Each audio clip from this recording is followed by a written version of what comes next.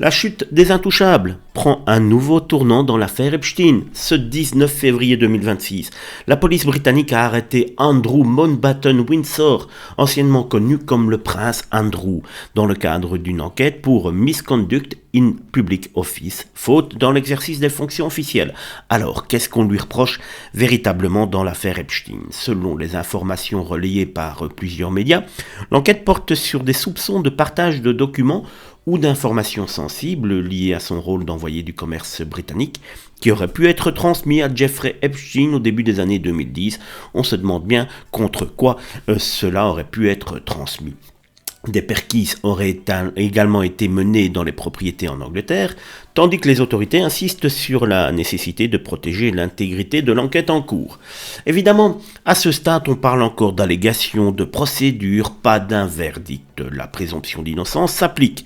Mais l'image est terrible, encore une fois dans le dossier.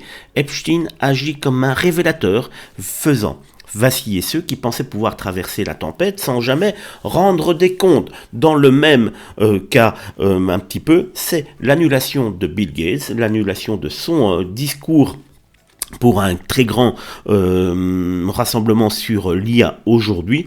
Officiellement, c'est parce qu'il manque de temps. Officieusement, c'est parce qu'il ne veut plus se présenter en public et devoir rendre des comptes. L'affaire Epstein l'a rattrapé, le fait vaciller de son piédestal, et il est grand temps que ce monde soit débarrassé de ces gens qui sont peu fréquentables et qui ont fait tout et n'importe quoi durant de très nombreuses années. Au moins, l'affaire Epstein nous permettra de nettoyer un petit peu ce monde de ce genre de personnes.